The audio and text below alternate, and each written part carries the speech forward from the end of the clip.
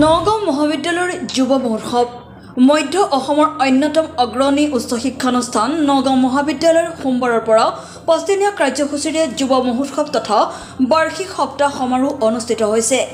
আজি মঙলবাৰৰ দ্বিতীয় দিনৰ কাৰ্যসূচী অনুসৰি মহাবিদ্যালয়খনৰ ২১টা বিভাগে ভাৰতবৰ্ষৰ বৰ্ণিল বৈচিত্ৰ্যৰে এক সাংস্কৃতিক শোভাযাত্ৰা উলিয়ায়। নগাঁও চহৰৰ মাজমজিয়াৰ ৰাজপথেৰে উলিওৱা এই সাংস্কৃতিক শোভাযাত্ৰাত বিভিন্ন কলা সংস্কৃতি ঐতিহ্যক তুলি ধৰাৰ প্ৰয়াস কৰা পৰিলক্ষিত হৈছে। এই সাংস্কৃতিক শোভাযাত্ৰাৰ জৰিয়তে এটা কথাই স্পষ্ট হৈছে যে নতুন প্ৰজন্মৰ শিক্ষাৰ্থীসকল ভাৰতবৰ্ষৰ বৈচিত্ৰ্যপূৰ্ণ কলা সংস্কৃতিৰ ক্ষেত্ৰত সচেতন। উল্লেখযোগ্য যে নগাঁও মহাবিদ্যালয়খন শেহতীয়াকৈ ৰাজ্য চৰকাৰৰ শিক্ষা বিভাগে বিশ্ববিদ্যালয়লৈ উন্নীত কৰিছিল। মহোৎসৱ আৰু মহাবিদ্যালয় সপ্তাহ এইবাৰ অনুষ্ঠিত হৈছে। আজি দ্বিতীয় দিনৰ কাৰ্যসূচীত আমি সাংস্কৃতিক শোভাযাত্ৰা ৰাখিছোঁ। ইয়াত আমাৰ গোটেইকেইটা বিভাগেই ২১টা বিভাগে তেওঁলোকৰ প্ৰতিটো বিভাগে শোভাযাত্ৰাত অংশগ্ৰহণ কৰিছে আৰু ভাৰতবৰ্ষৰ বৰ্ণিল বৈচিত্ৰ্যৰ ওপৰত তেওঁলোকে এটা থিম ৰাখি সেই ওপৰত তেওঁলোকে বিভিন্ন কলা প্ৰদৰ্শন কৰিছে আৰু ছাত্ৰ ছাত্ৰীসকলে ইয়াত অংশগ্ৰহণ কৰিছে, শিক্ষকসকলে তেওঁলোকক পৰামৰ্শ দিছে আৰু অসমৰ জাতীয় জীৱনলৈ এটা বাৰ্তা লৈ যাব যে আমাৰ এতিয়াৰ প্ৰজন্মৰ ছাত্ৰ ছাত্ৰীও সাংস্কৃতিকভাৱে অতি সচেতন আৰু তেওঁলোকে সেইকাৰণে এনেধৰণৰ বৰ্ণিল শোভাযাত্ৰা বা সাংস্কৃতিক কাৰ্য প্ৰদৰ্শন কৰিব পাৰিছে।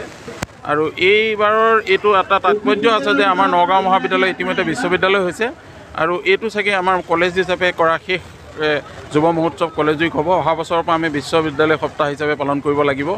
গতিকে সেইকাৰণে এইবাৰ ছাত্ৰ ছাত্ৰীৰ উৎসাহো বেছি বৃদ্ধি হৈছে। যদিও কলেজত এতিয়া কোনো ছাত্ৰৰ একতা সভা নাই যদিও ছাত্ৰসকলে অতি সুশৃংখলিতভাৱে শিক্ষকসকলৰ তত্বাৱধানত ইয়াত অংশগ্ৰহণ কৰিছে।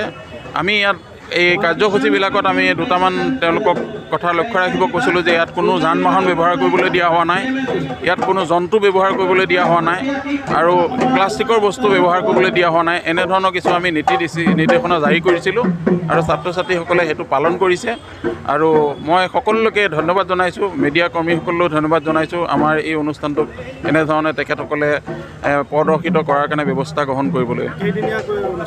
এইটো আমাৰ ৫ দিনৰ কাৰণে অনুষ্ঠিত হৈছে। আজি দ্বিতীয় দিনা আৰু অন্তিম দিনা আমাৰ অহা শুক্ৰবাৰে ২১ তাৰিখে সামৰণি অনুষ্ঠান হ'ব।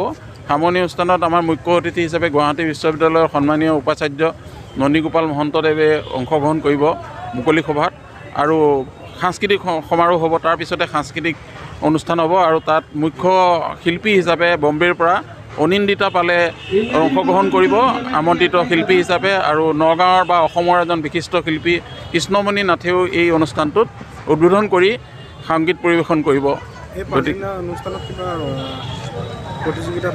ইয়াত প্ৰতিযোগিতা আছে। আমাৰ খেলা ধূলা ইতিমধ্যে আমাৰ ২-৩ দিন আগৰ পৰাই খেলা ধূলাবিলাক অনুষ্ঠিত হৈছে আৰু এতিয়া সাংস্কৃতিক প্ৰতিযোগিতা বিভিন্ন ধৰণৰ আৰ্ট ক্ৰাফ্ট তেওঁলোকৰ বিভিন্ন ক্ৰীড়া কুইজ বক্তৃতা সকলো বিভাগ কোনো এটা বিষয় বাদ নাই।